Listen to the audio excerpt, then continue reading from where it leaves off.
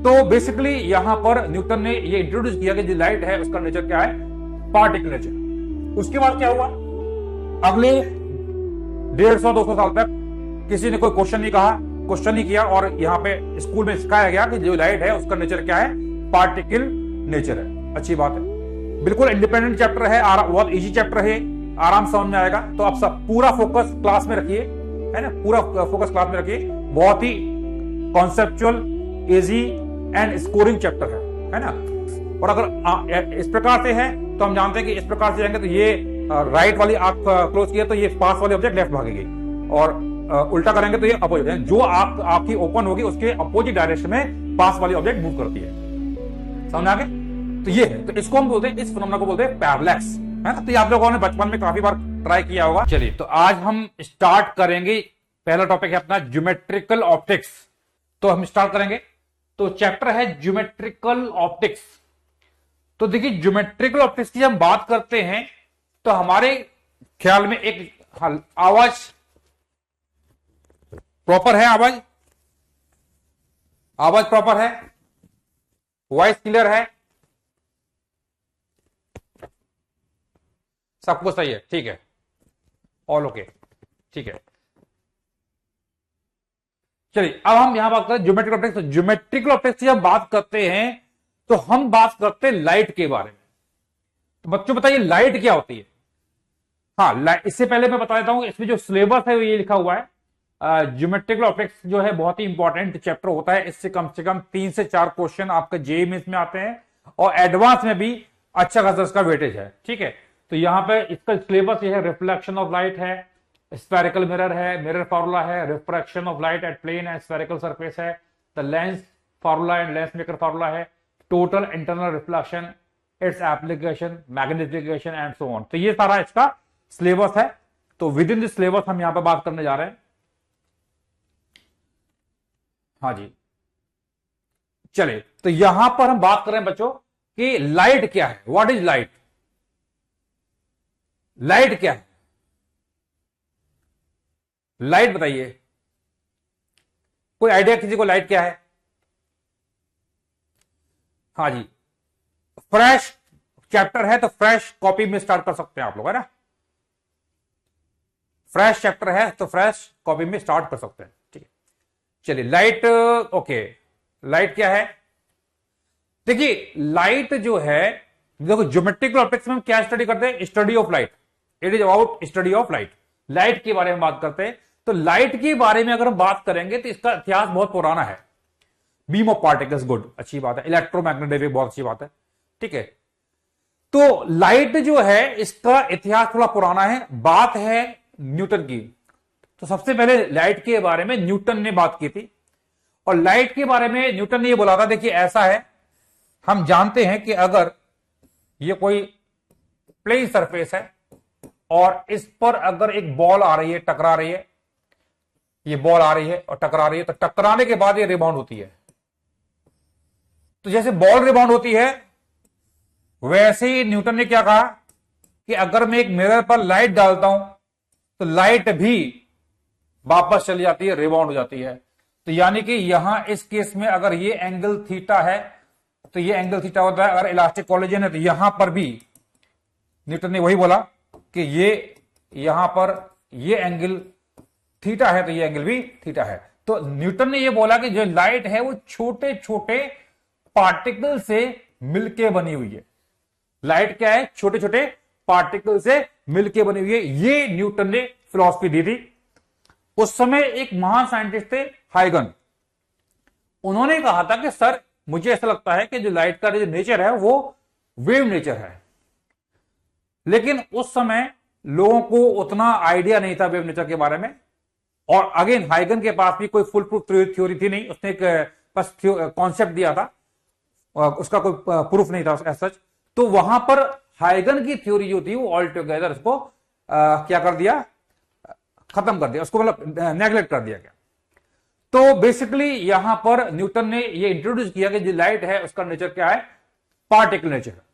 उसके बाद क्या हुआ, अगले 150-200 साल तक किसी ने कोई क्वेश्चन नहीं किया और यहां पे स्कूल में सिखाया गया कि जो लाइट है उसका नेचर क्या है, पार्टिकल नेचर है। अच्छी बात है, बिल्कुल इंडिपेंडेंट चैप्टर है, बहुत इजी चैप्टर है, आराम समझ में आएगा। तो आप सब पूरा फोकस क्लास में रखिए, है ना, पूरा फोकस क्लास में रखिए। बहुत ही conceptual, easy and scoring chapter है ना। चलिए, तो यहां पर लाइट जो है एक पार्टिकल नेचर है, यह बोल सकते हैं। तो यहां पर ये पार्टिकल आ रहा है, टकरा के वापस जाता है, तो लाइट का पार्टिकल टकरा के वापस जा रहा है। ये किसने बोला था? न्यूटन ने बोला था। अगले 150-200 साल तक यहां पर ये बोला गया कि जो लाइट का नेचर है वो क्या है? Particle nature. यानी स्कूल में सिखाया गया कि लाइट का नेचर पार्टिकल है। 150-200 साल बाद एक बहुत ही फेमस एक्सपेरिमेंट हुआ, और उसको बोलते हैं हम यहां पर वाईडीएससी। तो वाईडीएससी एक्सपेरिमेंट क्या है? वाईडीएससी एक्सपेरिमेंट है कि यहां पर एक साइंटिस्ट है यंग, और ये एक्सपेरिमेंट है यंग डबल स्लिट एक्सपेरिमेंट। तो यहां पर उन्होंने एक सोर्स लिया और यहां एक स्क्रीन लिया। तो उन्होंने क्या देखा कि इस सोर्स से लाइट यहां जाती है, यहां जाती है, तो ये आपकी दो स्लिट्स होती है, S1 S2, यानी दो ओपनिंग है, यहां से लाइट बाहर निकलेगी। और जब लाइट यहां दोनों से स्क्रीन पर पहुंचती है तो ये पाया गया कि इस पॉइंट पर डार्कनेस आ रही है, अंधेरा आ रहा है। इसको क्या बोलते हैं? Young's double slit experiment. बिल्कुल सही है। तो यानी कि यहां पहुंचेगा, तो कहने का मतलब यह हुआ कि यहां पर अंधेरा आ रहा है, जबकि हम जानते हैं यहां पे दो जगह से लाइट पड़ रही है। तो इस फिनोमेना को एक्सप्लेन किया गया, किससे किया गया? वेव नेचर से किया गया। ठीक है, तो वेव नेचर से यहां पर हमने इस फिनोमेना को एक्सप्लेन कर दिया। समझ में आया बच्चों? तो ये खास बात है। यहां यानी यंग ने यहां पर जब ये एक्सपेरिमेंट किया और उन्होंने जो आपका जो न्यूटन की जो पार्टिकल थ्योरी है इस पर क्वेश्चन मार्क लगा दिया, क्योंकि अब वेव नेचर आ गया था। तो बेसिकली अब उसके बाद लोगों को यह पढ़ाया गया कि लाइट का नेचर क्या है? वेव नेचर है। लाइट का नेचर क्या है? वेव नेचर है। ठीक है, तो अगले फिर 150-200 साल तक स्कूलों में बुक्स में करेक्शन करवा दिया गया कि जो ये लाइट जो है उसका नेचर क्या है? वेव नेचर है। ठीक है, अच्छी बात है। तो सब लोगों ने एक्सेप्ट कर लिया कि लाइट का नेचर क्या है? वेव नेचर है। फिर बाद में एक एक्सपेरिमेंट हुआ। एक्सपेरिमेंट यह था कि यहां पर एक मेटेलिक सरफेस है और जिस पर हमने यहां पर एक लाइट डाली हुई है। तो यहां पर हमने एक लाइट डाली है, तो लाइट डालते हैं जो कि उस समय वेव नेचर थी, और यहां पर एक पार्टिकल यानी इलेक्ट्रॉन्स बाहर निकल रहे हैं। जबकि हम जानते हैं कि लाइट अगर वेव नेचर है, तो वेव नेचर क्या होता है? वेव एक ऐसा तरीका होता है जिससे कि एक मीडियम से दूसरे मीडियम की तरफ एनर्जी, या एक जगह से दूसरी जगह पर एनर्जी ट्रांसफर होती है without actual movement of the medium particles. Medium particles यहां पर मूव नहीं करते हैं और यहां पर एनर्जी ट्रांसफर हो जाती है। समझ आ गया? ये खास बात है। तो यहां पर ये है। तो अब जबकि यहां पर क्या हो रहा है? इलेक्ट्रॉन ऑल टुगेदर निकल रहे हैं, यानी वेव नेचर है और यहां पर इलेक्ट्रॉन निकल रहे हैं। तो इसका मतलब यह हुआ कि यहां पर इस जो आपका वाईडीएससी का एक्सपेरिमेंट है इस पर वापस से क्वेश्चन मार्क लग गया। समझ में आ गया? हाँ जी, वीडियो प्रॉपर दिखाई दे रहा है बच्चों? वीडियो में कोई दिक्कत नहीं है?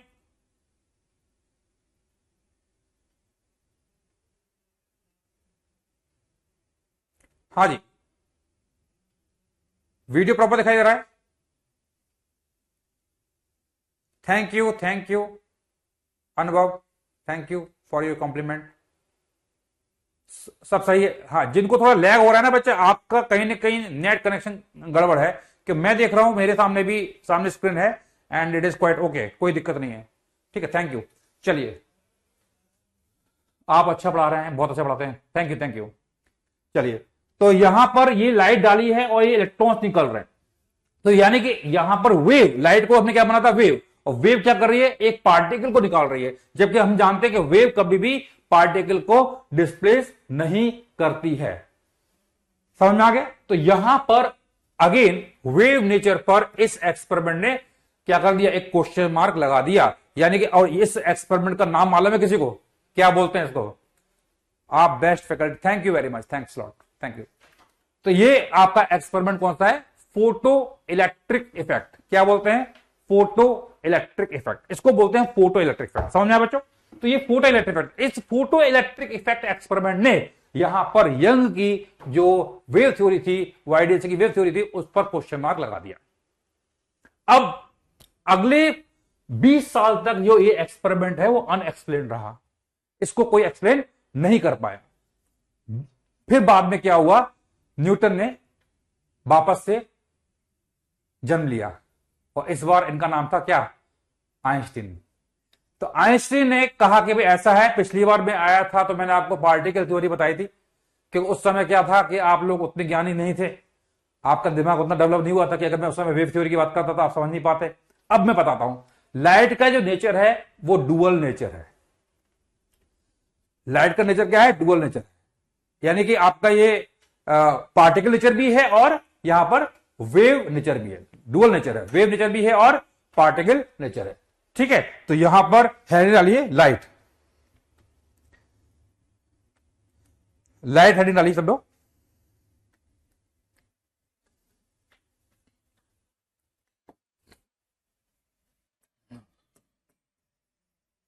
Light,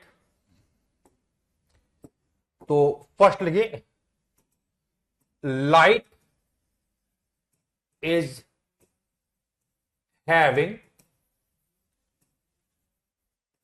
dual nature. तो पहला है आपका पार्टिकल नेचर और दूसरा है हमारा वेव नेचर। तो एक है पार्टिकल नेचर और एक है वेव नेचर। ठीक है, तो अब यहां पर देखिए, इस चैप्टर में हम जो प्राइमरी बात करेंगे वो पार्टिकल नेचर की बात करेंगे, है ना। हम यहां पे वेव नेचर की बात अभी नहीं करेंगे, है ना। वेव नेचर के बारे में एक नया चैप्टर होता है वेव ऑप्टिक्स, वहां पर हम बात करेंगे। ठीक है, तो यहां पर हम बात करेंगे पहले फर्स्ट पॉइंट है पार्टिकल नेचर। तो पार्टिकल नेचर क्या बोलता है, तो पार्टिकल नेचर ये बोलता है कि अकॉर्डिंग टू पार्टिकल नेचर क्या बोलेंगे, लाइट जो है एक छोटे छोटे पैकेट ऑफ एनर्जी से बना होता है ना, बंडल ऑफ एनर्जी होता है, और जिसके पास एक डेफिनेट एनर्जी होती है और एक डेफिनेट मोमेंटम होता है ना। और इस पैकेट को नाम दिया गया क्या, फोटोन। क्या नाम दिया गया, फोटोन दिया। ठीक है, लिख लीजिए यहां पे,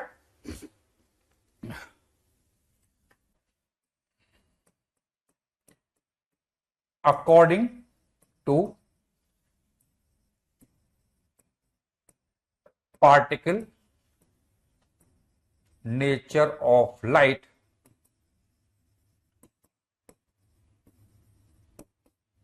particle of light is known as photon। ठीक है, each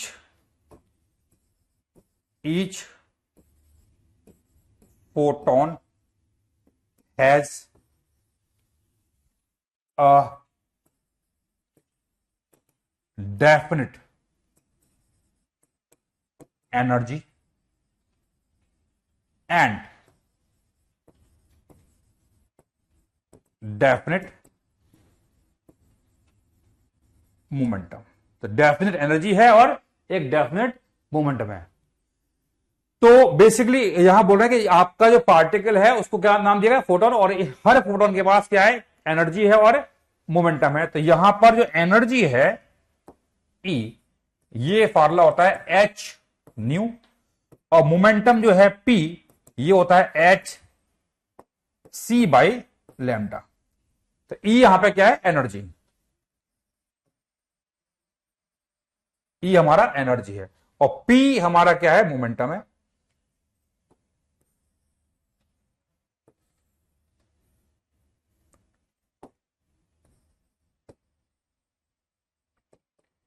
मोमेंटम, ठीक है। हाँ जी, तो E एनर्जी है और P मोमेंटम है। H, what is H, H मालूम है, H क्या है, हाँ जी, H क्या है, यहां पे H को क्या बोलते हैं, प्लैंक कांस्टेंट बोलते हैं। ठीक है, तो H को क्या बोलते हैं, हाँ जी, H क्या है, प्लैंक कांस्टेंट। तो यानी कि यहां पर अगर हम बात करेंगे,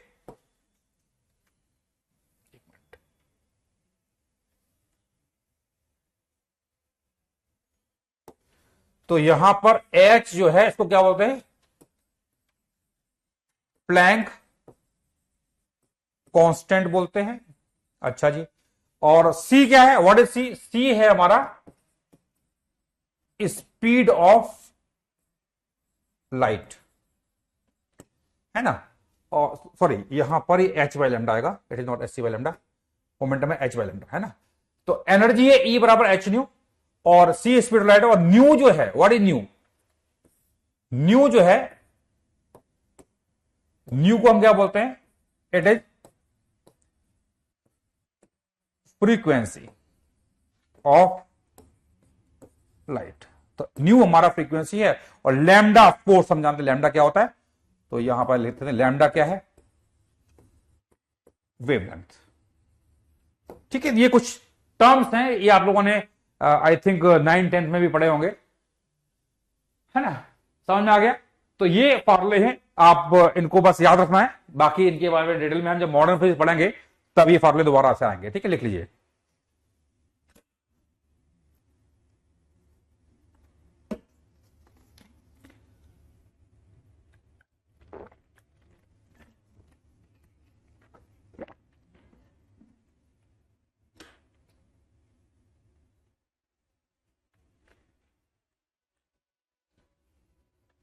समझ में आ गया, एक मिनट। तो यहां पर E बराबर एच न्यू होता है, और इसको हम एस सी वाई लैम्डा भी बोलते हैं ना, ये जो फार्मूला लिखा है ना, सॉरी, इसमें फ्रीक्वेंसी जो न्यू होती है वो C बाई लैम्डा था, इसको आगे आप ये भी लिख सकते हो, E बराबर H nu that is equal to H C by lambda, ये फार्मूला होता है।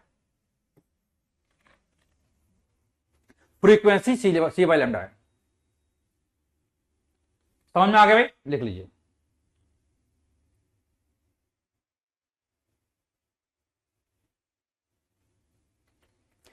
समझ में आ गया, लिख लिया।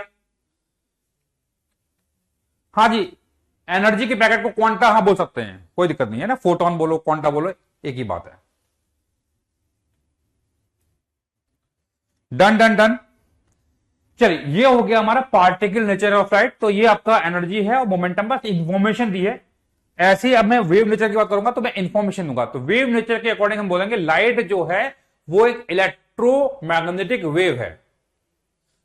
क्या है? इलेक्ट्रोमैग्नेटिक वेव है, जिसके अंदर क्या कहते हैं, आपका स्पेक्ट्रम होता है, जिसके अंदर एक इलेक्ट्रिक फील्ड भी होती है और मैग्नेटिक फील्ड होती है।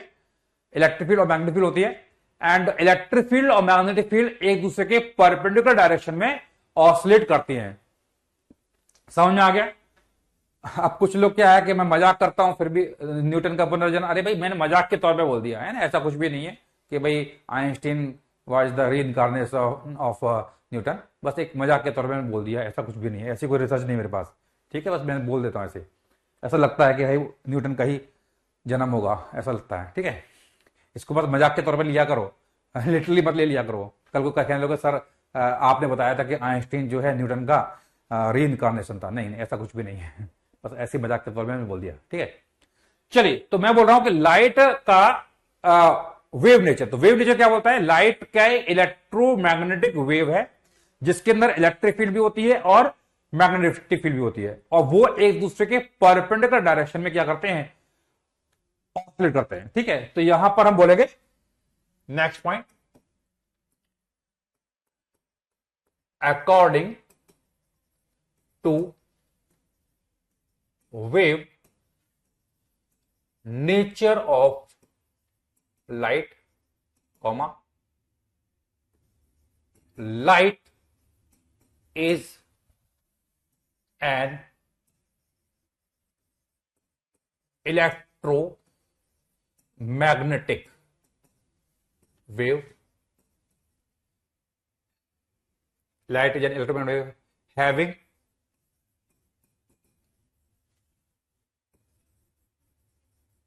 electric and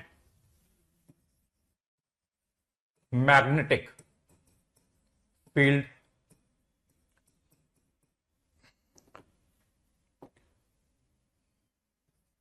oscillating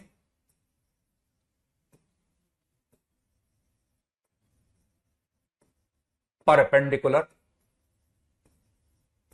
to each other. समझ आ गया? तो ये मैग्नेटिक फील्ड और इलेक्ट्रिक फील्ड होते हैं और ये एक दूसरे के क्या है, परपेंडिकुलर डायरेक्शन में ऑसिलेट करते हैं। ठीक है, तो अब समझते हैं इसका मतलब क्या हुआ। तो यहां पर अगर मैंने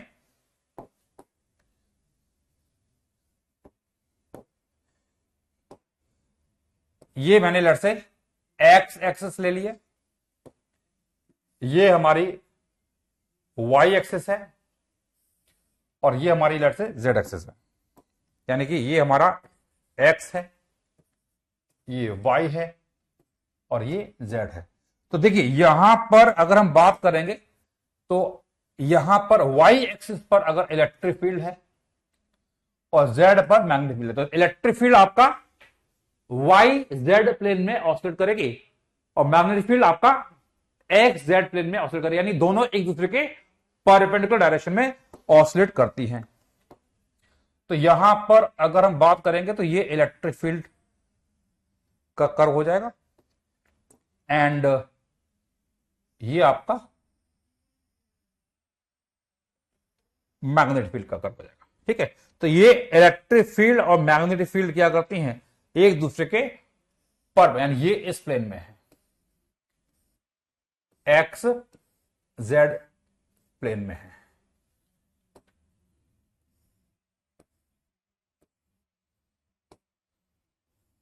ठीक है, एक्स जेड प्लेन में, और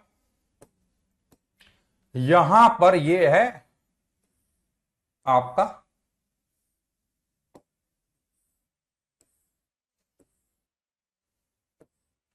वाई जेड प्लेन। ठीक है, अब यहां इलेक्ट्रिक फील्ड ऑसिलेट करती है, तो इलेक्ट्रिक फील्ड की अगर हम बात करते हैं तो इसकी अगर इक्वेशन है E बराबर E not sine omega T minus के एक्स, तो यहां पर मैग्नेटिक फील्ड B हो जाएगा B not sine omega T minus के एक्स। यानी इलेक्ट्रिक फील्ड और मैग्नेटिक फील्ड जो होते हैं वो सेम फेज में होते हैं। समझ में आ गया? ये दोनों क्या है, सेम फेज में। यानी कि यहां पर साइन ओमेगा टी माइनस के एक्स है, तो यहां पर भी साइन ओमेगा टी माइनस के एक्स है। ठीक है, अच्छा अब इसमें एक और खास बात है, ई है बी है ये दिया हुआ है, अच्छी बात है। जो आपका लाइट जो है वो आपका एक्स एक्सिस के लंब मूव करती है। यानी कि लाइट जो जिस डायरेक्शन में मूव करती है वो क्या है, वो एक्स एक्सिस, यानी कि ई और बी के परपेंडिकुलर। तो क्या हम बोल सकते हैं कि जो लाइट आगे मूव कर रही है वो ई क्रॉस बी की डायरेक्शन में होगी या बी क्रॉस ई की डायरेक्शन में होगी? हाँ, ऑसिलेटिंग। एक minute,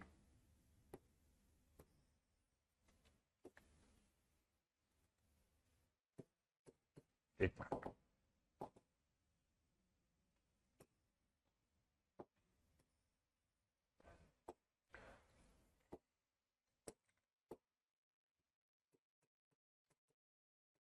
oscillating, yes.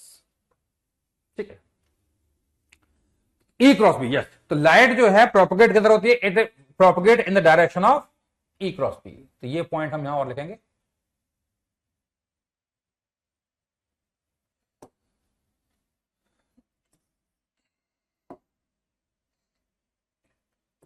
Light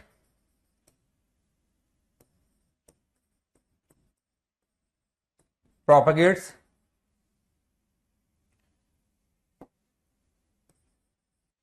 in the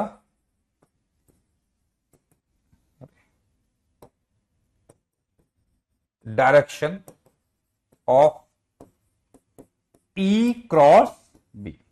तो लाइट जो है प्रोपगेट करती है in the direction of E cross B. समझ में आ गया? तो ई क्रॉस बी की डायरेक्शन मूव करेगी। समझ में आ गया? दिस पॉइंट इज क्लियर, इसमें कोई दिक्कत नहीं किसी को? समझ में आ गया? समझ में आ गया?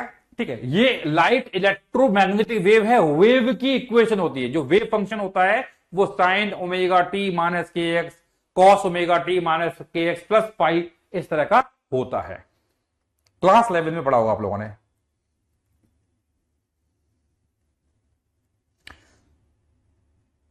समझ में आ गया बच्चों? ये लिख लीजिए।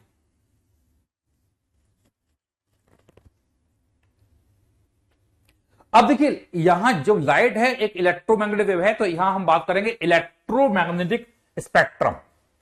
तो इलेक्ट्रोमैग्नेटिक स्पेक्ट्रम में आपकी जो वेव होती है रेडियो वेव से लेके आपकी गामा रेज तक होती है। समझा के रेडियो वेव से लेके कहां तक आएगा, गामा रेज तक होगा। ई क्रॉस बी मैं दोबारा बता देता हूं बेटा, ये ई की डायरेक्शन है, ये बी की डायरेक्शन है। तो ई क्रॉस बी कैसे निकालते हो, तो ई की डायरेक्शन में आप अपना राइट हैंड की फिगर को करो और बी की तरफ स्वेप करिए, तो ई क्रॉस बी की डायरेक्शन की तरह की आगे की तरफ आएगी, जैसे ए क्रॉस बी निकालते थे, क्रॉस प्रोडक्ट है ना। तो बेसिक है मेरे ख्याल से आप ऑलरेडी जानते हैं, क्लास 9 10th में भी आ जाते हैं, 11th में भी पढ़ा होगा, बेसिक है ना। तो ए क्रॉस बी निकालना आता है, तो ए क्रॉस बी में क्या करते हैं, पहले ए आता है बाद में बी आता है। तो ई ओ बी क्या है, व्हाट इज ई, ई हमारा इलेक्ट्रिक फील्ड और बी हमारा क्या है, मैग्नेटिक फील्ड। ठीक है, ठीक है, तो ये है। तो ई क्रॉस बी की डायरेक्शन की तरह की इधर आएगी, तो निकालने का तरीका क्या है भाई, ई क्रॉस बी, पहले ई आया बाद में बी आया, तो पहले ई आया तो अपने राइट हैंड की फिंगर को ई की तरफ कर लीजिए और फिंगर को आप बी की तरफ कर्ल करिए, कर्ल करेंगे थंब किधर आएगा, आगे आएगा। तो ये हमें देखा direction of E cross B. ठीक है भाई, समझ में आ गया। ठीक है, फ्रेश चैप्टर है तो नोट्स भी फ्रेश कॉपी बनाइए, है ना, कोई पुरानी दौरानी कॉपी में बना लेना। ठीक है, या अगर ऑलरेडी कॉपी है तो उसका दूसरे हाफ में बना लीजिए ना, कॉपी को 2 पार्ट में डिवाइड कर लीजिए। इतना तो कॉमन सेंस है, ऐसे क्वेश्चन मत पूछा करो कि सर नोट्स कैसे बनाए क्या बनाए, इतना कॉमन सेंस वाली बात है, कहीं भी बना लो, है ना, इतना तो आना चाहिए भाई। आईआईटी की तैयारी कर रहे हो तो कम से कम ये तो आना चाहिए। समझ में आ गया, समझ में आ गया। अब हम बात करेंगे जो लाइट है उसके अंदर एक पूरा स्पेक्ट्रम होता है, उसको बोलते हैं इलेक्ट्रोमैग्नेटिक स्पेक्ट्रम, जिसमें आपका रेडियो वेव से लेके गामा रेज तक होती है। तो कोई बता सकता है कौन कौन सी रेज होती हैं, बता सकता है कौन कौन सी रेडिएशन होती हैं इलेक्ट्रोमैग्नेटिक स्पेक्ट्रम में?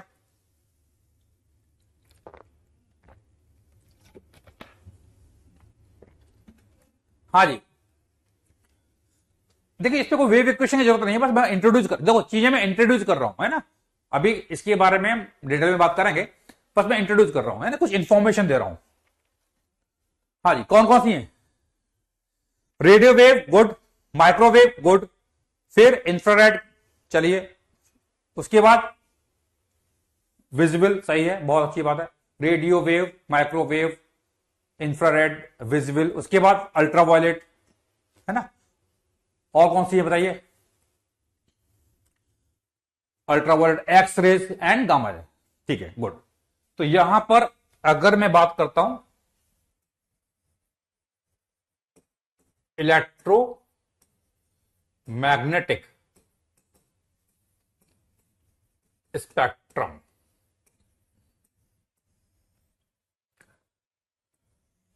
तो इसमें पहला है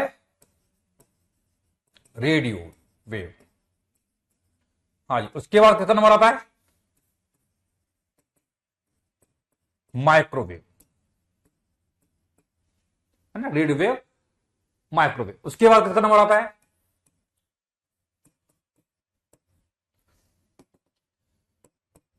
इंफ्रा रेड। उसके बाद विजिबल। देखो विजिबल जो है इसमें जो वेवलेंथ का रेंज जो होता है इट इज फ्रॉम अप्रोक्सीमेटली हम बोल सकते हैं 4000 एंगस्ट्रॉम से 7800, या और ज्यादा प्रिसाइज करेंगे तो यह है 3800 एंगस्ट्रॉम से 7800 एंगस्ट्रॉम, ये आपकी विजिबल रेंज है। तो जो हम लाइट की बात करते हैं वो लाइट इस रेंज में आ रही है, विजिबल में, जो हमें दिखाई देती है। ठीक है, उसके बाद किसका नंबर आएगा विजिबल के बाद? UV, ultraviolet. फिर किसका नंबर आएगा? X rays, then gamma rays. समझ में आ गया? तो ये स्पेक्ट्रम रहता है, ये आपका स्पेक्ट्रम है। समझ में आ गया? हाँ जी, डन डन डन, लिख लीजिए।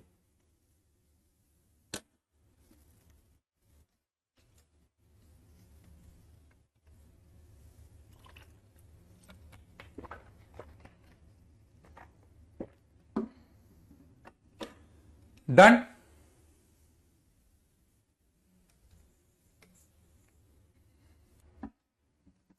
तो बेसिकली हमारा जो लाइट की बात करते हैं वो ये है 3800 से 7800। अच्छा, एक और खास बात है, रेडियो वेव से अगर मैं यहां जाता हूं तो लेफ्ट टू राइट जाएंगे तो बताओ यहां पर वेवलेंथ क्या होती है? वेवलेंथ क्या होती है? डिक्रीज करती है। और फ्रीक्वेंसी क्या होती है? इंक्रीज करती है ना? फ्रीक्वेंसी बढ़ती है और वेवलेंथ क्या होती है? घटती है। बस इंफॉर्मेशन दे रहा हूं, चिंता नहीं करना कि ये सब, बस इंफॉर्मेशन दे रहा हूं। कई बार होता है ना इंफॉर्मेशन बेस्ड क्वेश्चन आ जाते हैं, इसलिए मैं इंफॉर्मेशन दे रहा हूं। समझ में आ गया? लिख लीजिए।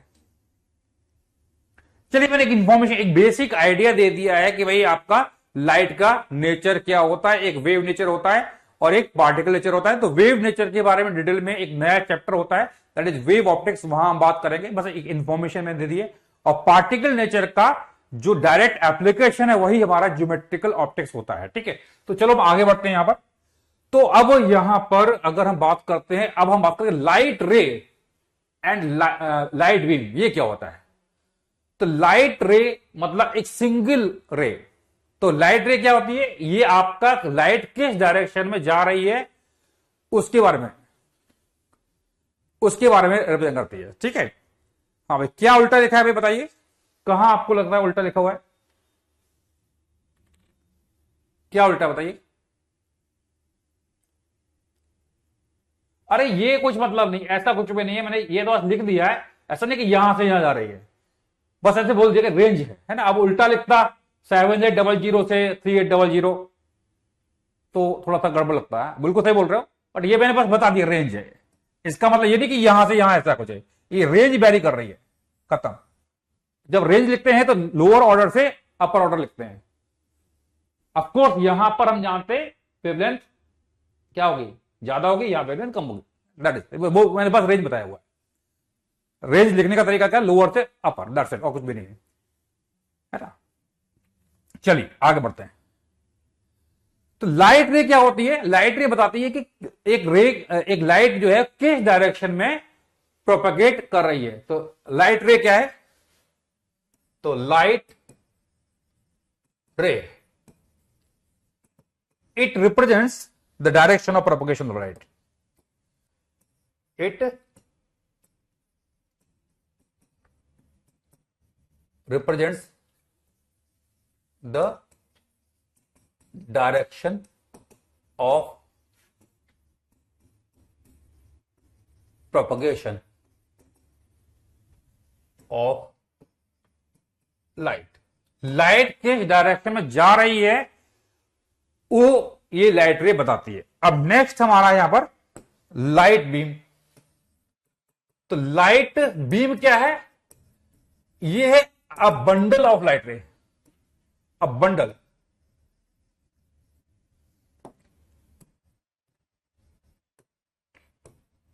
अ बंडल ऑफ लाइट रे।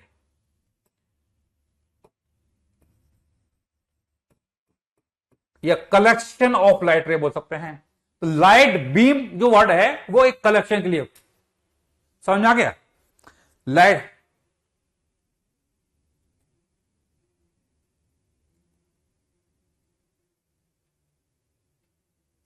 समझ में आ गया? अब हम बात करेंगे यहां पर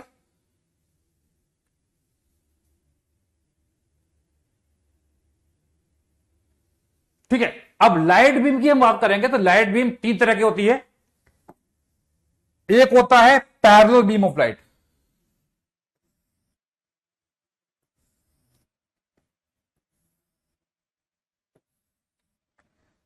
ये है क्या?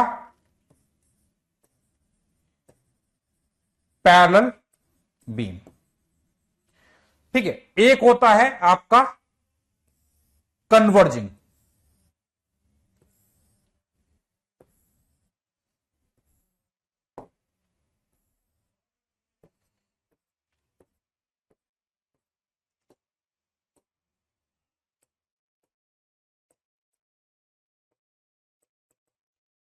और एक होता है डायवर्जिंग।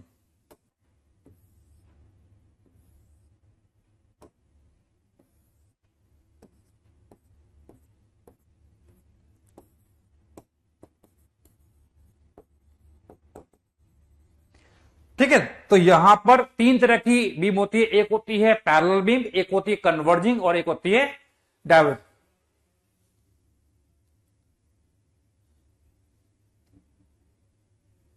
ठीक है, लिख लीजिए।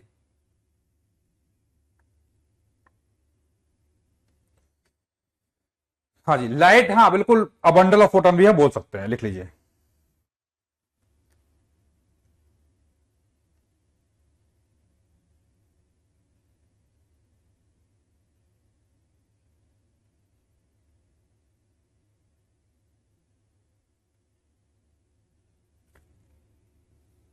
डन डन डन, लिख लीजिए। चलिए आगे बढ़ते हैं। नेक्स्ट आता है पैरेलैक्स और पैरेलैटिक डिस्प्लेसमेंट। अब ये क्या होता है समझते हैं। लेट्स से अगर मेरे पास ये एक पेन है एंड अगर मैं एक आई को बंद करता हूं तो मुझे पेन की एक पोजीशन दिखाई देती है, फिर मैं दूसरी को बंद करता हूं, पहली को खोल लेता हूं तो मुझे ये आपको पेन जो है शिफ्ट होते हुए दिखाई देता है। समझ में आ गया, पेन क्या है, शिफ्ट होते हुए दिखाई देगा। अगर आपके पास पेन है तो आप ट्राई कर सकते हैं। ट्राई की सब लोग, आपके पास पेन है, आगे रखिए, एक आंख को बंद करिए, फिर दूसरी को बंद करिए। ठीक है, मैं सारे कमेंट पढ़ पा रहा हूं, चिंता मत कीजिए, मैं केवल रिलेवेंट कमेंट का आंसर दे पाऊंगा। मैं हर कमेंट का आंसर दूंगा तो मैं क्लास नहीं पढ़ा पाऊंगा। ठीक है, ठीक है, चलिए। तो बेसिकली क्या है कि अगर हम बात करते हैं कि ऑब्जेक्ट है, एक आंख बंद की है तो हमें ऑब्जेक्ट, आपको ये पेन यहां दिखाई देता है, दूसरी आंख को बंद करते हैं तो पेन हमें शिफ्ट हुए दिखाई देता है। तो ये जो कॉन्सेप्ट है इसको क्या बोलते हैं, पैरेलैक्स बोलते हैं, है ना। तो लिखिए यहां पे पैरेलैक्स क्या है,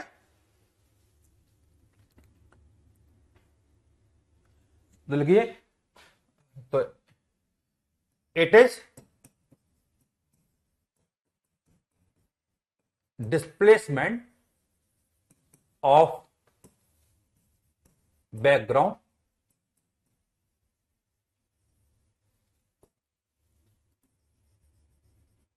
when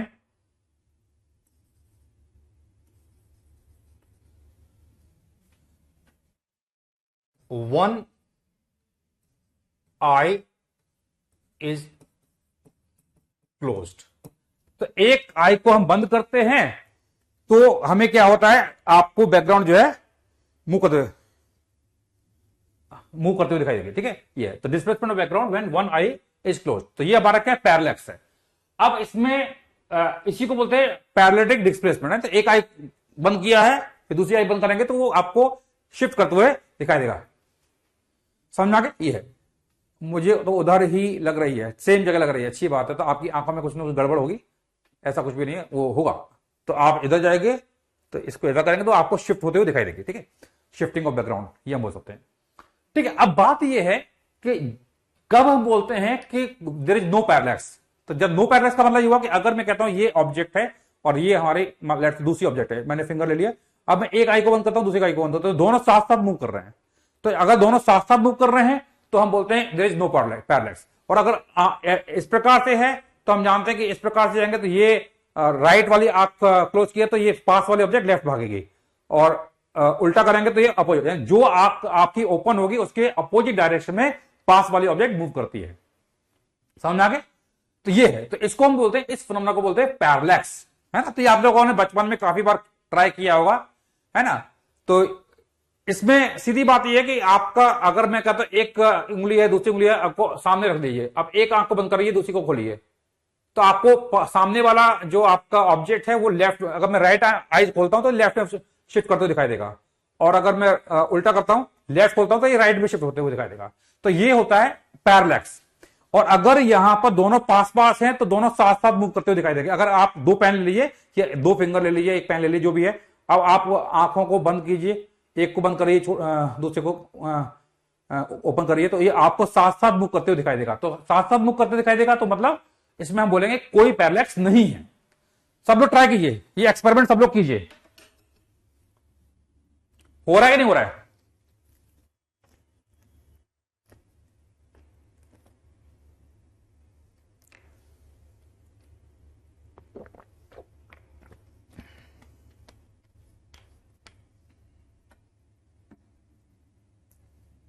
समझ आ गया?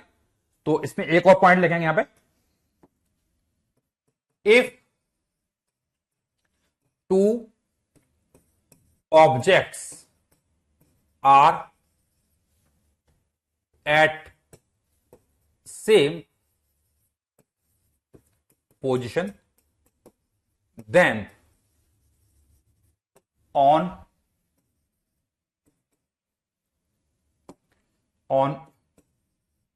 closing eye both will move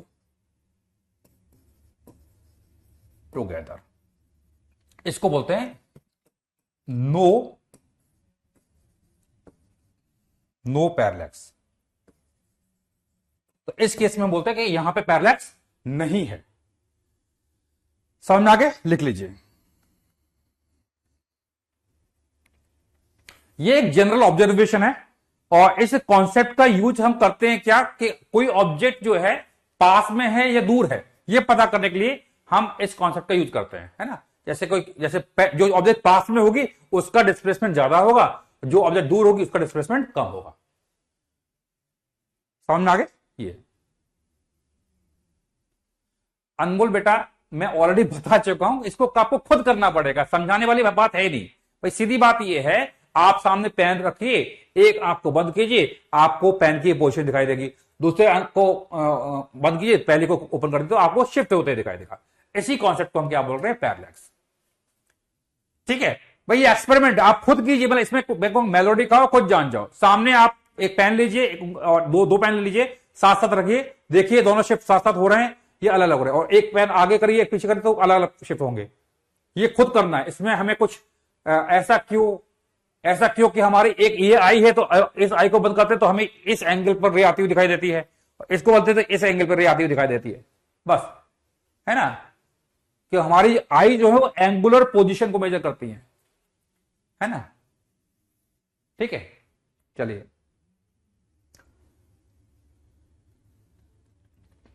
लिख लिया सब लोगों ने। अच्छा, अब है principle of rectilinear propagation, right. ठीक है, रेक्टिलिनियर मतलब स्ट्रेट लाइन। तो अगर यहां पर मीडियम अगर होमोजीनियस है, अगर मीडियम यहां पर होमोजीनियस है तो मैं बोलूंगा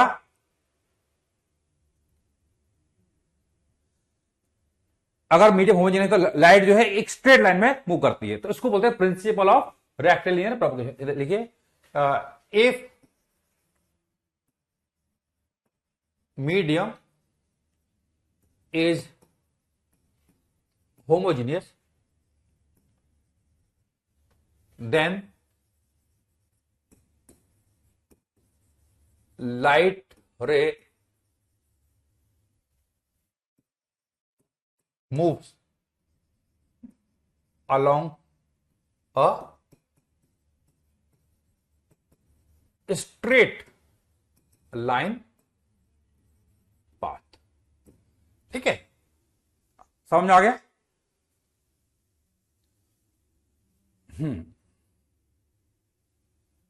ठीक है, तो if medium is homogeneous then the light ray move along a straight line path. लिख लीजिए सब लोग फटाफट। ठीक है, लिख लीजिए। अब समझते हैं इसका मतलब क्या हुआ। अगर मैं कहता हूं यहां पर मेरे पास एक पॉइंट सोर्स ऑफ लाइट है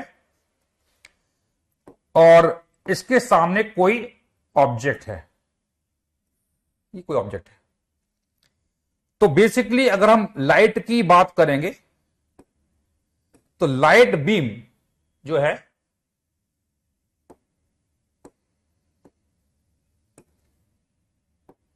तो लाइट बीम लाइट रे इस प्रकार से जाएगी,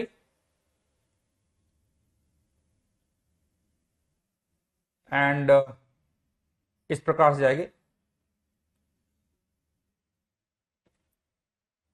और अगर यहां सामने कोई स्क्रीन है, सामने स्क्रीन है तो इस पर इसकी शैडो बन जाएगी, है ना, शैडो बन जाएगी। क्योंकि हम जानते हैं कि यहां पर जो ऑब्जेक्ट है ये क्या करेगी, इधर जो लाइट जा रही होंगी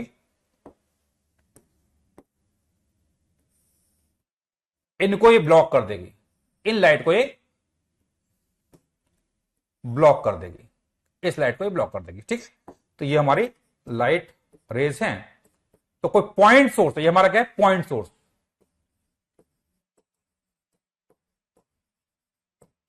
पॉइंट सोर्स ऑफ लाइट है। ठीक है, तो पॉइंट सोर्स ऑफ लाइट है, वहां से लाइट जा रही है, इस प्रकार से यहां पर स्क्रीन पर इमेज, यहां पे शेडो बनेगी। तो ये हमारा रीजन जो है, ये हमारा क्या है, डार्क शेडो है। तो अब ये डार्क शेडो है, तो अगर मुझे लेट से यहां पर अगर ये इसकी शेडो की लेंथ निकालनी है, तो अगर मैं कहता हूं ये ऑब्जेक्ट है, मान लो ये पॉइंट ए है, ये पॉइंट बी है, ये सी है और ये डी है, तो अगर मुझे यहां पर ये शेडो की जैसे इस ऑब्जेक्ट का डायमीटर दिया हुआ है और इसका डायमीटर मुझे निकालना है, तो I need some more information. तो यहां पर अगर मैं ये कहता हूं ये है, तो ध्यान से देखिए, यहां पर अगर आप ध्यान से देखेंगे तो ये आपको एक ट्रायंगल ये दिखाई दे रहा है और एक ट्रायंगल मेरे पास ये दिखाई दे रहा है। तो ये ट्रायंगल्स कैसे ट्रायंगल्स हैं, ये हैं सिमिलर ट्रायंगल्स, समझ आ गया, सिमिलर ट्रायंगल्स है। तो ये सिमिलर ट्रायंगल्स है। ठीक है, तो ये आपका सिमिलर ट्रायंगल्स है, समझ आ गया, ये है। तो ये सिमिलर ट्रायंगल्स है। तो यानी कि यहां पर अगर हम बात करेंगे, लेट्स से अगर यहां इसका डायमीटर मान लेते हैं, अगर इसका डायमीटर दिया है डी, है ना, और अगर ये डिस्टेंस मान लो दी है आपको एल, और ये डिस्टेंस भी अगर दी है एल, है ना, तो ये एल है, तो बताइए यहां जो शेडो बनेगी उसका डायमीटर कितना हो जाएगा।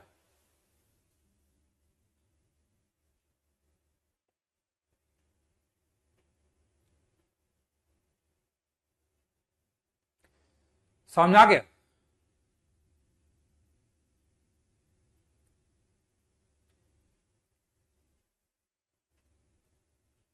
समझ आ गया, कितना आएगा,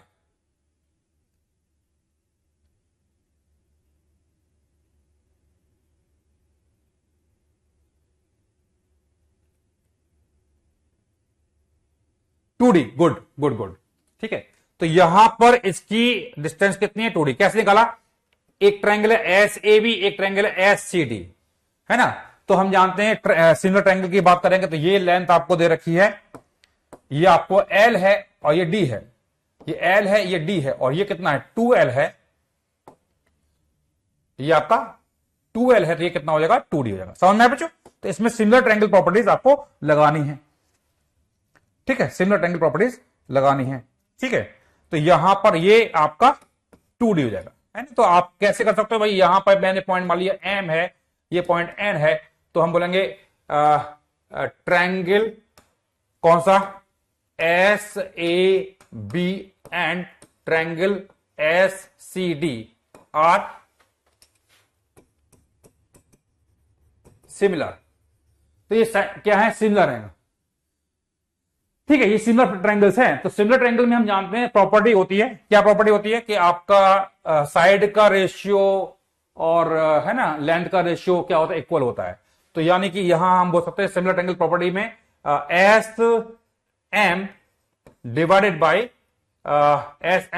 बाई ए बी बराबर हो जाएगा S N divided by C D. ठीक है, तो एस एम यानी ये दूरी कितनी है, एल, और ए बी कितना है, इट इज डी, और एस एन कितना है, ये है 2L, और सी डी हमें निकालना है। तो सी डी कितना आएगा, इट इज 2D। समझ में आया बच्चों, सिमिलर ट्रायंगल प्रॉपर्टी है, 9th क्लास में पढ़ा होगा आप लोगों ने। समझ में आ गया, ठीक है, समझ में आ गया। चलिए लिख लीजिए,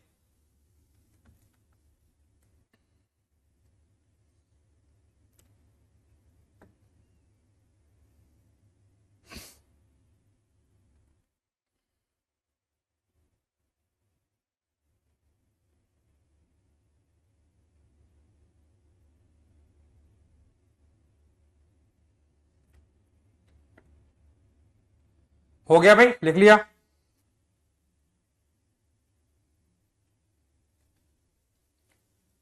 मैं एक बार दोबारा बता देता हूं, यहां पर सोर्स ऑफ लाइट है, यहां से लाइट जाएगी और ये कोई ऑब्स्टिकल है, कोई डिस्क मान लेते हैं, तो लाइट यहां जाएगी, लाइट यहां जाएगी। जो लाइट यहां जाएंगी उनको ये क्या करेगा, ब्लॉक कर देगा। तो ये तो आपने देखा होगा ना, कोई बल्ब लगा हुआ है और आप उसके सामने खड़े जाते हो तो आपकी शेडो बनती है, आपकी शेडो बनती है, तो वही शेडो बन रही है। तो अब शेडो की हमें डायमीटर निकालनी है, ठीक है। तो यहां पर मैंने आपको इंफॉर्मेशन दे रखी है, ये एल है, ये एल है, इसका डायमीटर डी है, तो हमें इसका डायमीटर निकालना है। तो हमें क्या लगाना है, सिमिलर ट्रायंगल प्रॉपर्टी। तो ये हम जानते हैं कि यहां पर ये ट्रायंगल जो दिखाई दे रहा है और जो ये ट्रायंगल दिखाई दे रहा है, ये सिमिलर ट्रायंगल है। 9th क्लास में पढ़ा होगा आप लोगों ने, ठीक है। चलिए आगे बढ़ते हैं। अब हम यहां बात करेंगे नेक्स्ट इंपॉर्टेंट कॉन्सेप्ट, और वो है फर्मेट प्रिंसिपल। तो फर्मेट प्रिंसिपल क्या है कि लाइट जो है हमेशा उस पाथ को फॉलो करती है जिसमें जो टाइम लगता है लीस्ट बनता है, ठीक है। तो यहां लिखेंगे लाइट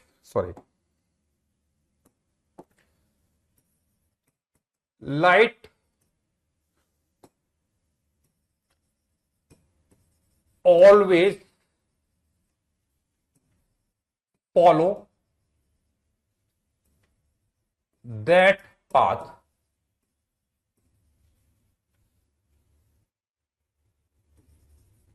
along which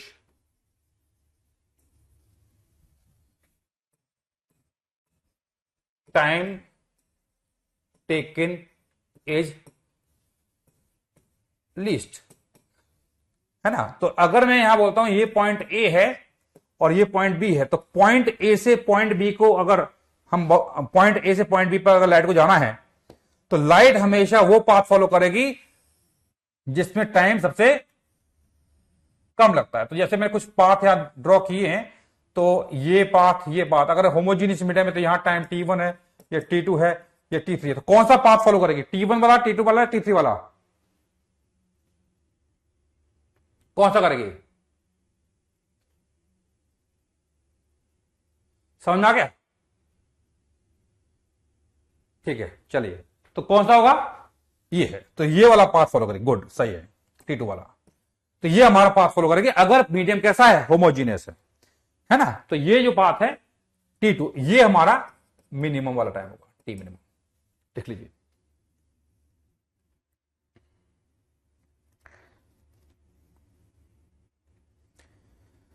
चलिए डन, फॉर्मेट प्रिंसिपल हो गया। चलिए आगे बढ़ते हैं।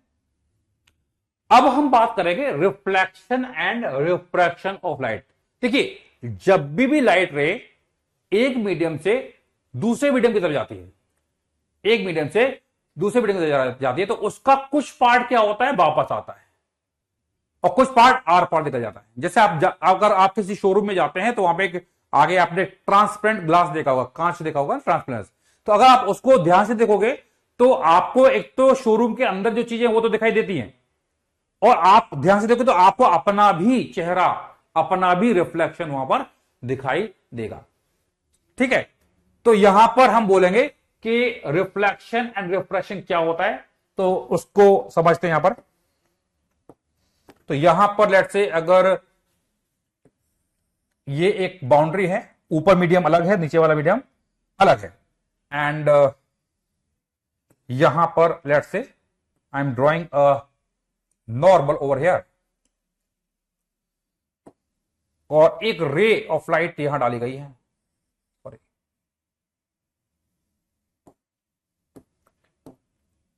तो एक रे ऑफ लाइट डाली हुई है। तो इस रे ऑफ लाइट की अगर हम बात करते हैं तो ये रे ऑफ लाइट, इसका कुछ पार्ट क्या है, वापस उसी मीडियम में जाएगा और कुछ पार्ट इधर जाएगा,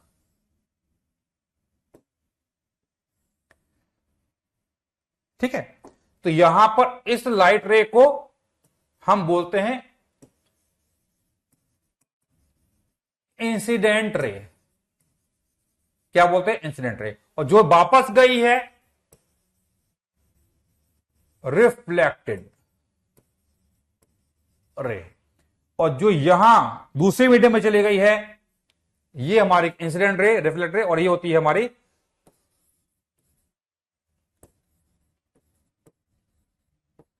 रिफ्रैक्टेड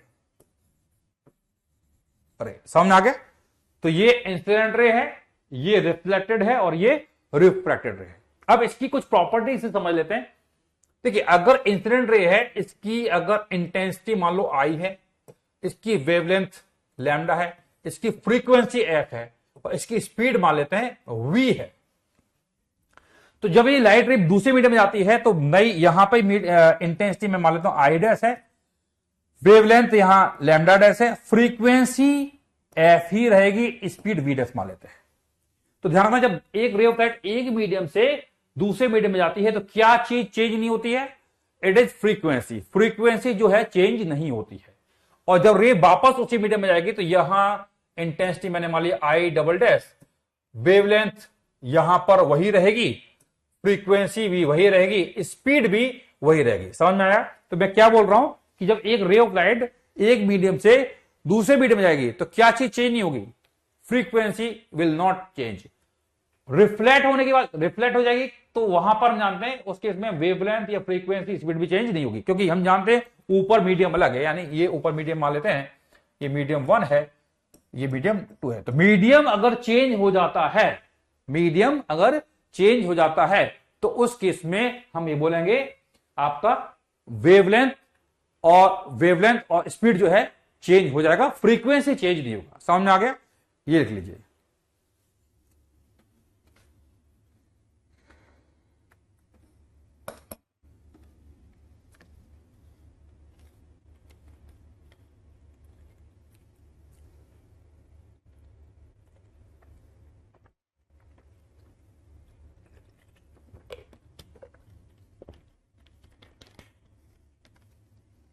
तो यहां पर आई जो है इंटेंसिटी है, आई इंटेंसिटी है, लैम्डा वेवलेंथ है, फ्रीक्वेंसी एफ है, और स्पीड वी है। अब बात यह कि फ्रीक्वेंसी चेंज क्यों नहीं होती है? क्योंकि जो फ्रीक्वेंसी है वो सोर्स की प्रॉपर्टी होती है, number of oscillations, source.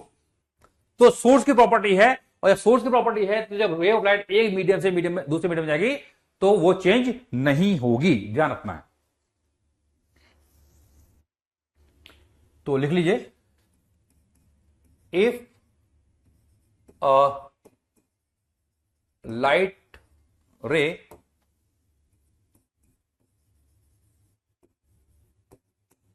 moves from one medium to another, comma, frequency remains unchanged. Why? Because it is the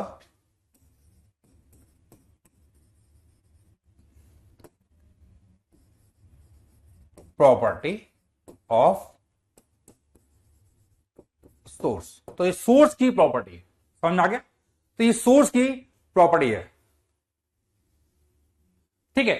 लेकिन वेवलेंथ चेंज हो जाएगी, क्योंकि वेवलेंथ जो है मीडियम पर डिपेंड करती है, वेवलेंथ जो है मीडियम पर डिपेंड करती है। तो वेवलेंथ चेंज हो जाएगी और स्पीड भी चेंज हो जाएगी। बाद में हम पढ़ेंगे, एक टर्म आता है रिफ्रैक्टिव इंडेक्स, तो यहां पर हम बात करेंगे। तो वेवलेंथ जो होती है लैम्डा बराबर होती है lambda naught divide by mu, mu को हम बोलते हैं रिफ्रैक्टिव इंडेक्स। तो यहां पर म्यू चेंज होगा तो करस्पॉन्डिंगली वेवलेंथ भी चेंज हो जाएगी, ठीक है। ये सब पॉइंट्स आएंगे, चिंता मत कीजिए, बस लिख लीजिए।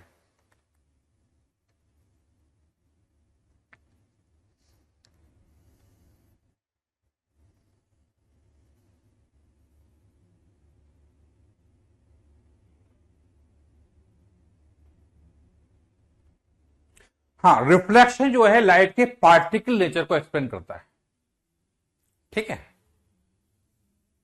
Chitransh, thank you very much. बार बार मत लिखिए, समझ में आ गया आपको, समझ में आ रहा है, अच्छी बात है। थैंक यू, कॉन्ग्रेचुलेशन, आपको बहुत बहुत धन्यवाद,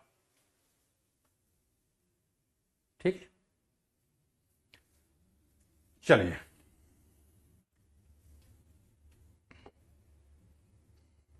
हाँ, अब यहां पर मैं एक क्वेश्चन पूछूंगा आपसे।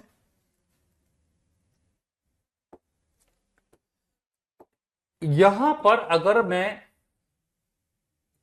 ये एक ट्रांसपेरेंट, हाँ, तो मैंने बोला लैम्डा बराबर क्या है, lambda naught divide by mu. Mu को क्या बोलते हैं हम, इट इज रिफ्रैक्टिव इंडेक्स। तो अगर मैं कहता हूं कि यहां एक मीडियम है, ये दूसरा मीडियम है, यहां म्यू बराबर लेट से 2 है और यहां म्यू बराबर लेट से 4/3 है, यानी कि ये मान लो पानी है और ये आपका ग्लास है।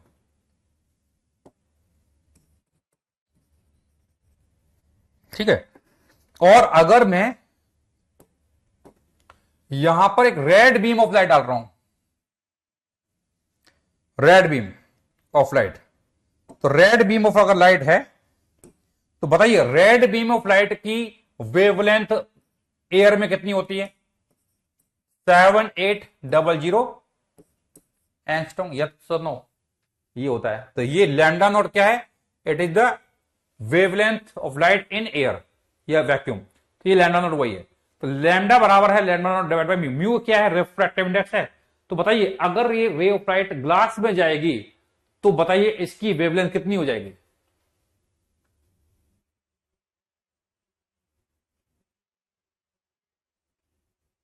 हाँ जी, हाँ भाई बिल्कुल पीडीएफ मिल जाएगी, चिंता मत कीजिए।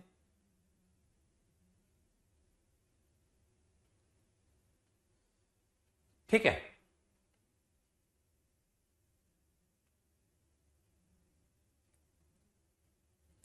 हाँ जी,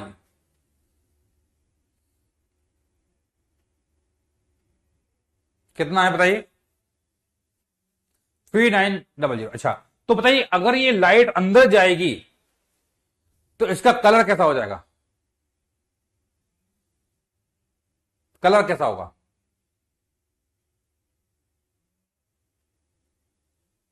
कलर बताइए कैसा हो जाएगा। हाँ भाई, क्या रहेगा, ब्लू हो जाएगा, ऑरेंज हो जाएगा, रेड रहेगा, क्या रहेगा बताइए। नियरली वॉयलेट, अच्छा जी। और बाकी लोग क्या बोलते हैं। हाँ जी, देखिए यहां पर इसका जो कलर है वो रेड ही रहेगा, रेड ही रहेगा। ऐसा नहीं कि कलर चेंज हो जाएगा, रेड है रेड ही दिखाई देगा, और आर पर निकल जाएगा रेड ही दिखाई देगा। क्यों, क्योंकि जो कलर है वो फ्रीक्वेंसी की प्रॉपर्टी होती है, कलर जो है फ्रीक्वेंसी की प्रॉपर्टी होती है। आप ट्राई कर लेना, आपके पास अगर कोई लेजर बीम हो, रेड कलर की, ग्रीन कलर की आती है मार्केट में, उसको आप डालोगे तो आपको वो सेम कलर दिखाई देगा। ठीक है, तो लिख लीजिए यहां पे,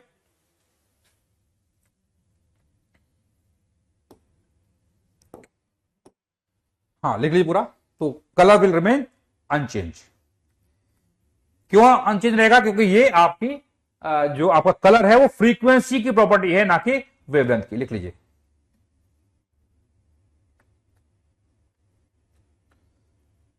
ठीक है, ठीक है, लिख लीजिए। चलिए आगे बढ़ते। नेक्स्ट है रिफ्लेक्शन। देखिए अगर हम रिफ्लेक्शन की बात करें, देखो इस चैप्टर की हम बात करेंगे तो इसमें दो पार्ट हैं, एक है रिफ्लेक्शन और एक है रिफ्रैक्शन। तो अभी हम बात करेंगे रिफ्लेक्शन का। हाँ, frequency is decided by source, yes Adarsh, ठीक है। चलिए, तो यहां पर हम बोल रहे हैं रिफ्लेक्शन जो है दो तरह के होते हैं। एक तो आपका होता है, जैसे अगर मैं कहता हूं लाइट जा रही है तो लाइट दीवार से टकरा के भी वापस आती है, तो दीवार से टकरा के वापस आ रही है तो उसको भी हम क्या बोलते हैं, रिफ्लेक्शन बोलते हैं। लेकिन दीवार में हम अपना चेहरा देखेंगे तो हमें अपना चेहरा दिखाई नहीं देता है, समझ में आ गया। अच्छा, और अगर हम बात करते हैं क्या कहते हैं मिरर, तो मिरर में आपका चेहरा दिखाई देता है, ठीक है, समझ में आ गया। हेलो पुलकित, क्या हाल चाल है भाई, सब बढ़िया, मस्त। पुलकित, और बोलिए, मिल गया प्रूफ आपको, सारा दिमाग इसमें लगा लेना, सारी रिसर्च यही कर लेना, आईआईटी की रिसर्च मत कर लेना, है ना, आईआईटी की पढ़ाई बिल्कुल मत कर लेना, सारे दिमाग यही लगा लेना, ठीक है। चलिए कोई बात नहीं, तो यहां पर हम बोल रहे हैं कि रिफ्लेक्शन दो तरह के होते हैं। एक होता है आपका डिफ्यूज रिफ्लेक्शन। डिफ्यूज मतलब अगर कोई सरफेस इरेगुलर है, अगर कोई सरफेस यहां पर कैसा है, रफ है, इरेगुलर है, तो इस पर अगर मैं एक पैरेलल बीम ऑफ लाइट को डालता हूं,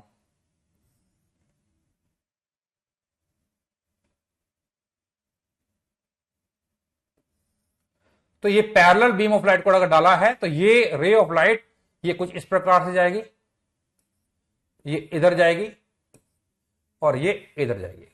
तो डिफरेंट डिफरेंट डायरेक्शन में लाइट जाएगी। Arnab please don't ignore my comment. क्या करें बताइए। हर एक ऐसा करता हूं, पढ़ाना बंद कर देता हूं, आपसे बातें कर लेता हूं, ज्यादा अच्छा रहेगा, है ना, उससे सिलेक्शन जल्दी हो जाएगा, है ना।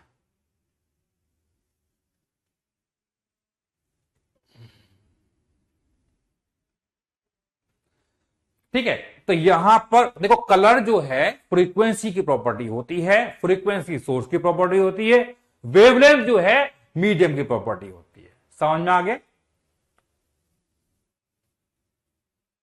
ठीक है, चलिए, तो ये आ रहा है, तो ये इसको क्या बोलते हैं हम, डिफ्यूज्ड रिफ्लेक्शन। अब इसके अलावा यहां पर एक और होता है,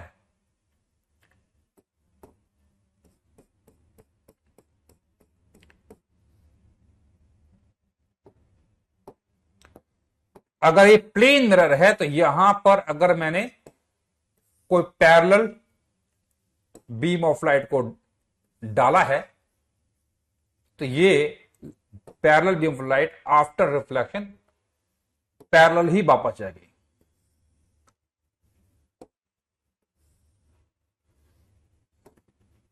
पैरेलल बीम ऑफ लाइट आई थी और पैरेलल ही जाएगी। इसको क्या बोलते हैं हम, रेगुलर रिफ्लेक्शन। क्या बोलते हैं, रेगुलर रिफ्लेक्शन बोलते हैं। ठीक है, समझ में आया भाई? दिस पॉइंट इज क्लियर, लिख लीजिए।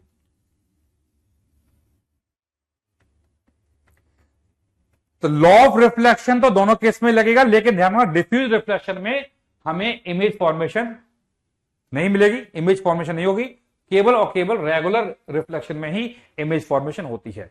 इसलिए हम इसको स्टडी करेंगे, इसके बारे में हम बात नहीं करेंगे। लिख लीजिए।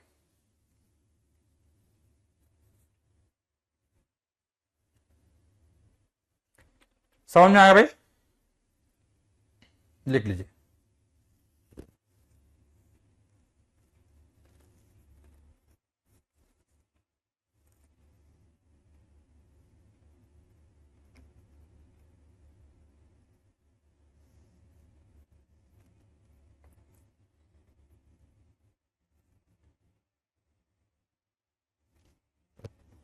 लिख लिया, डन।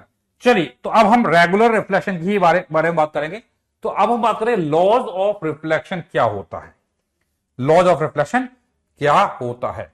देखिए, अगर हमारे पास ये कोई एक मिरर दिया हुआ है, ये एक प्लेन मिरर दिया हुआ है, एंड इस पर हमने लेट से एक ये नॉर्मल ड्रॉ किया गया है, और इस पर अगर एक लाइट बीम हम डालते हैं और ये लाइट बीम इस प्रकार से रिफ्लेक्ट हो जाती है। हम जानते हैं ये हमारी इंसिडेंट रे है, ये रिफ्लेक्टेड रे है ना, ये हमारी क्या है, इंसिडेंट रे है, और ये हमारी क्या है, रिफ्लेक्टेड रे है, और ये हमारा नॉर्मल है। तो पहला लॉ ये है कि आपका इंसिडेंट रे, रिफ्लेक्टेड रे और जो नॉर्मल होते हैं वो एक ही प्लेन में होते हैं, एक ही प्लेन में होते हैं, they are in the same plane है, पहला लॉ। तो इसका मतलब ये हुआ कि आपका, लिख लेते हैं पहला लॉ, फर्स्ट लॉ ये, first law, incident ray comma reflected ray and normal at the point of incidence.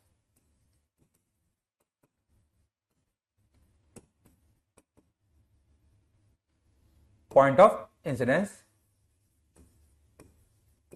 lies in the same plane। तो लिखा incident ray, reflected ray and normal at the point of incidence lies in the same. तो ये एक ही plane में लाई करते हैं। इसका मतलब क्या हुआ समझते हैं। अगर मैं कहता हूं इंसिडेंट रे की डायरेक्शन में यूनिट वेक्टर है ई कैप, नॉर्मल की डायरेक्शन में एन कैप, और रिफ्लेक्टेड रे की डायरेक्शन में आर कैप, तो अगर ये एक ही प्लेन में लाई करते हैं तो इसको मैं मैथमेटिकली लिख सकता हूं क्या, ई क्रॉस एन डॉट आर, और ये कितना है 0। ई क्रॉस एन डॉट आर बराबर कितना है 0। अब समझते हैं इसका मतलब क्या हुआ, क्यों मैं इसका बोल रहा हूं। तो ई क्रॉस एन, देखो ये है हमारा ई वेक्टर, ये है एन वेक्टर। तो ई क्रॉस एन की डायरेक्शन बताइए कहां होगी। हाँ, डिफ्यूज में ब्लर इमेज बनती है, बिल्कुल ब्लर बनेगी, बिल्कुल ठीक है। ई क्रॉस एन की डायरेक्शन बताइए कहां आएगी। ई क्रॉस एन, हाँ आर एन आपका कमेंट विजिबल है, और बोलिए ठीक है। ई क्रॉस एन की डायरेक्शन बताइए सब लोग, जो पूछा जा रहा है उसका आंसर दीजिए भाई, है ना, जो पूछा जा रहा है उसका। ई क्रॉस एन की डायरेक्शन किधर आएगी, it will be out of the plane, yes बिल्कुल सही बोला। तो ई इधर है, एन ऊपर, तो ई क्रॉस एन की डायरेक्शन आएगी बाहर की तरफ, बाहर की तरफ, सही है।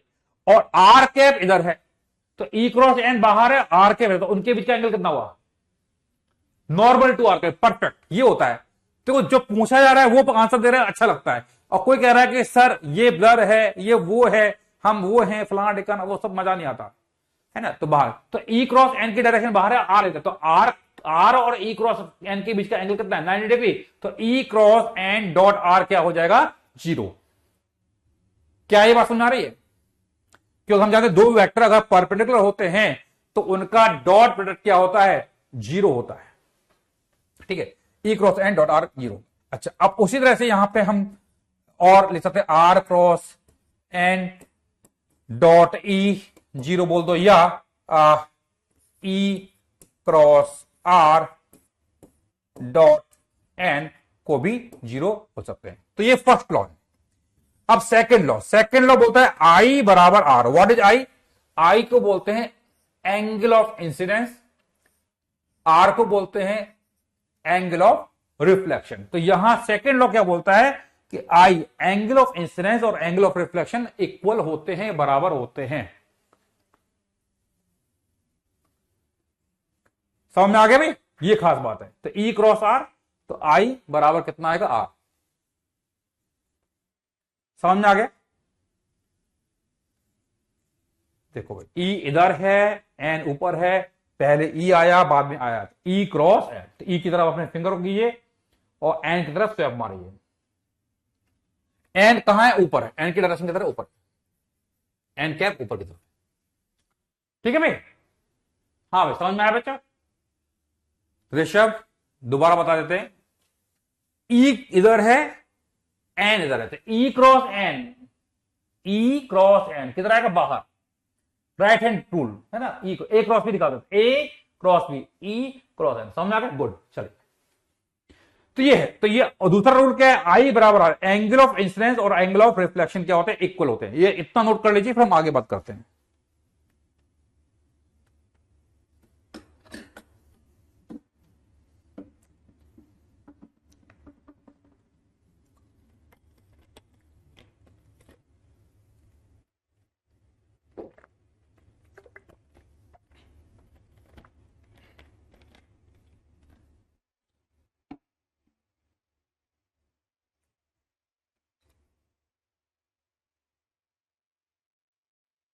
ठीक है भाई, समझ में आ गया? बिल्कुल।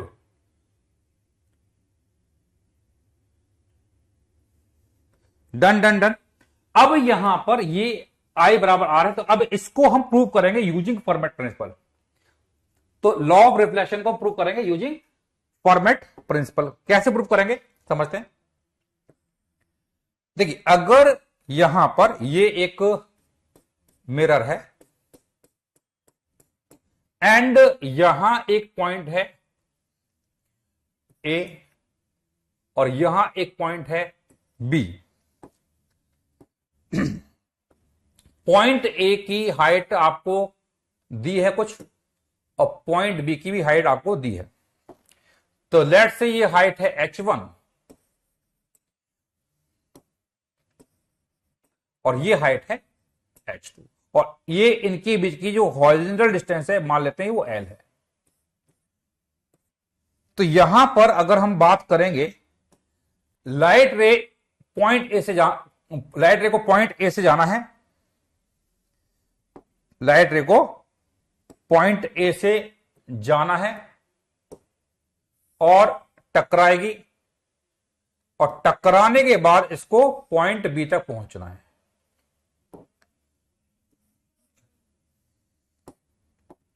ठीक है, तो ये लाइट रे इस प्रकार से जा रही है और यहां पहुंच रही है।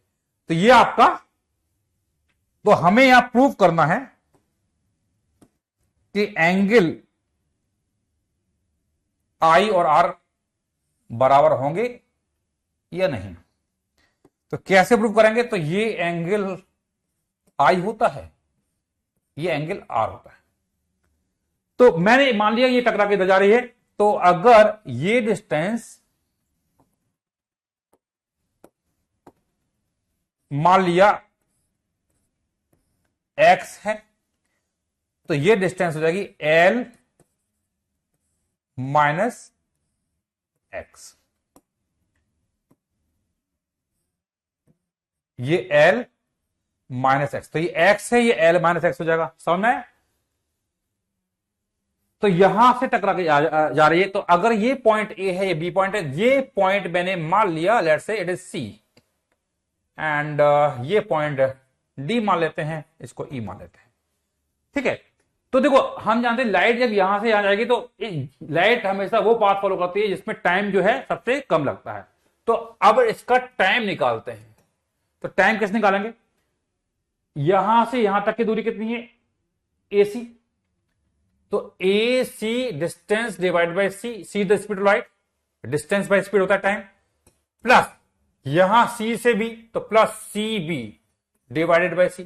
अब देखो AC कैसे निकालेंगे, देखो ये x है, ये h1 है, तो ये AC कितना आएगा, root of h1 square plus X square. और जब यहां इसकी बात करेंगे तो ये है रूट ऑफ कितना आएगा, h2 square plus l minus X का स्क्वायर। अब यहां पर अगर हम निकालना चाहते हैं टाइम, तो टाइम t, यहां AC हमें मालूम है it is root of h1 square plus X square by c और ये है root of h2 square plus l minus X का स्क्वायर डिवाइडेड बाय c। अब टाइम को मिनिमम होना है, तो हम जानते हैं for t to be minimum dt by dx क्या हो जाएगा, 0। तो हम जानते हैं कोई भी चीज मिनिमम या मैक्सिमम होती है तो उसका डिफरेंशिएशन क्या होता है, 0 हो जाता है। समझ में आ गया, समझ में आ गया। तो इसको आप डिफरेंशिएट करिए और निकालिए क्या आ रहा है, डिफरेंशिएट कीजिए और निकालिए, सॉल्व कीजिए, है ना, डिफरेंशिएशन करिए निकालिए।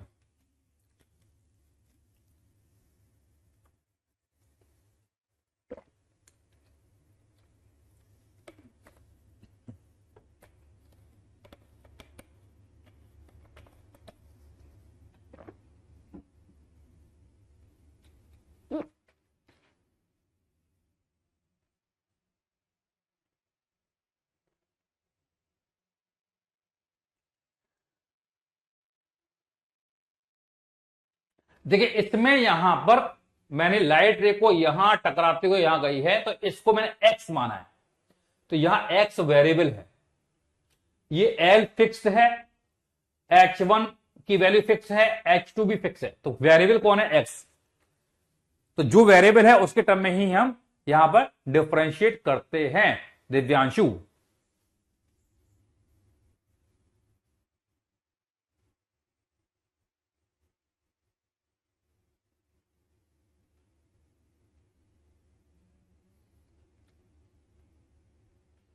हाँ जी, आ गया आंसर। सी कौन? सी तो स्पीड ऑफ लाइट है, वो बाहर भाग जाएगा। कर लिया?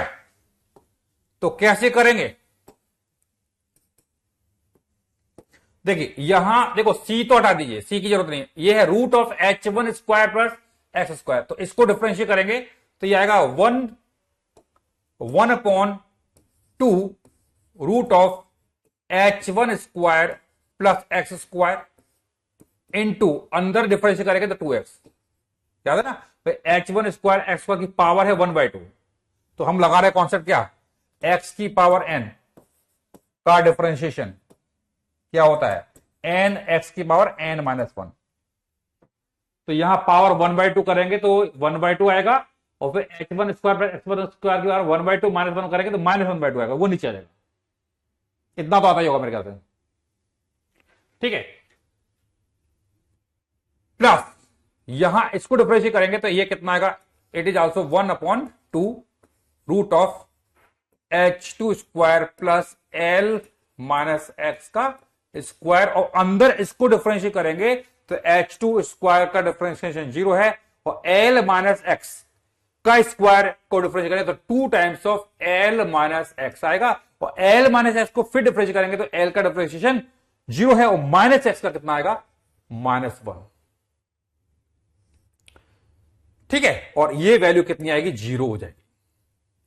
तो यहां ये वैल्यू 0 आएगी, तो अब सॉल्व कर लेते हैं इसको, तो यहां 2 से 2 जाएगा, ये 2 से 2 जाएगा, तो यहां x divided by root of H1 square plus X square बराबर आ रहा है L minus X divided by root of H2 square plus L minus X का स्क्वायर। क्या ये बात सुन आ रही है? सर सी भी आएगा, बिल्कुल सी आएगा, बट बराबर 0 कर दिया तो सी 0 में चला गया, समझ में आ गया? तो ये तो x divide by root of H1 square कितना हो जाएगा, देखिए ये i है तो ये भी i होगा, तो ये x है और ये है रूट ऑफ H1 स्क्वायर, तो ये हमारा क्या हो जाएगा, इट इज साइन i,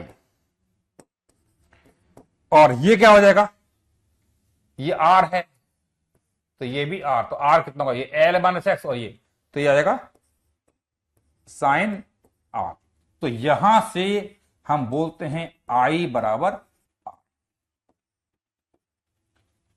क्या ये बात समझ में आ रही है? लिख लीजिए।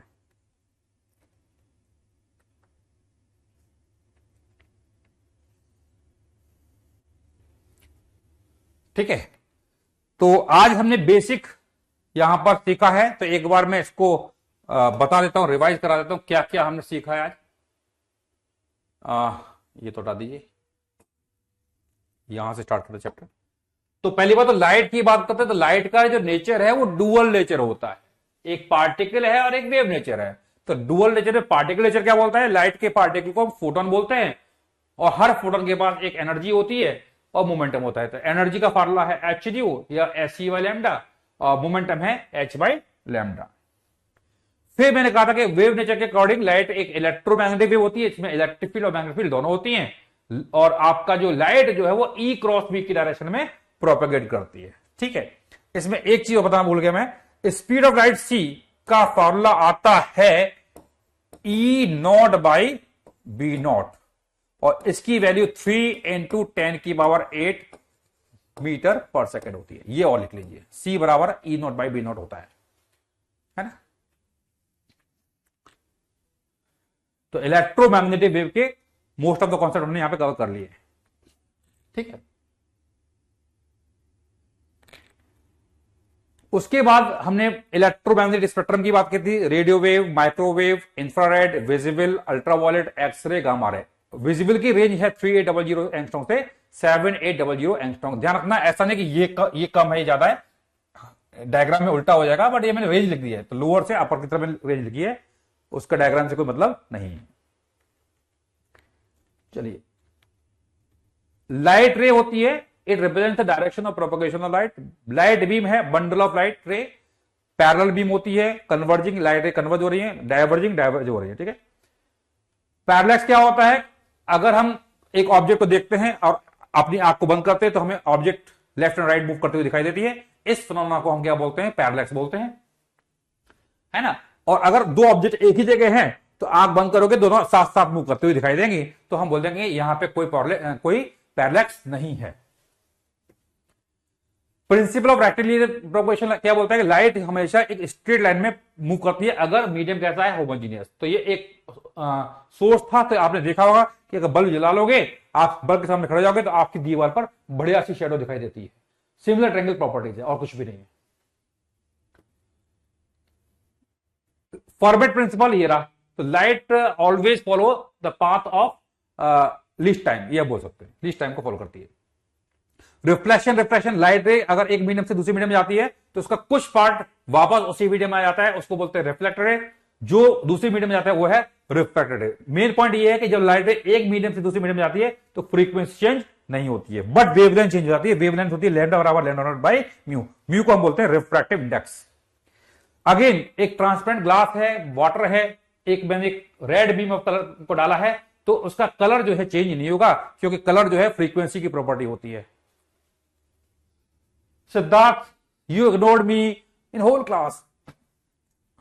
आपने क्लास इग्नोर कर दी, मैं क्या करूं? आपने पूरी क्लास इग्नोर कर दी, अब मैं क्या करूं? Reflection two types, diffuse reflection and regular. Diffuse में इमेज फॉर्मेशन नहीं होती है, ब्लड होती है, यहां पर एक शार्प इमेज बनती है। लॉ ऑफ रिफ्लेक्शन की बात करेंगे तो इंसिडेंट रे, रिफ्लेक्टेड रे और नॉर्मल एक ही प्लेन में होते हैं, पहला लॉ। दूसरा लॉ क्या बोलता है, आई बराबर R, and this was the proof of law of reflection. That's it.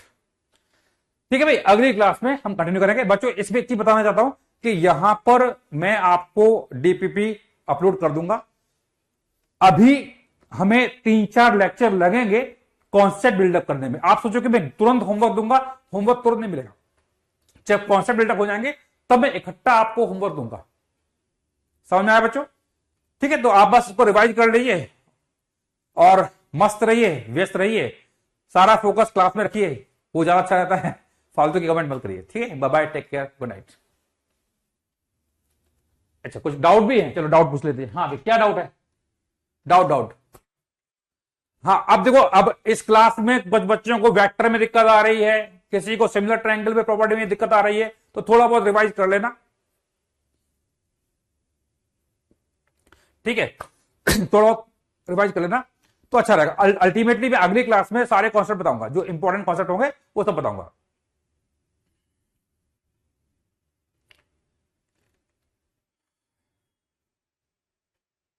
एक मिनट, कमेंट बहुत तेज भाग रहे हैं, समझ नहीं आ रहा क्या लिख रहे हो। ठीक है,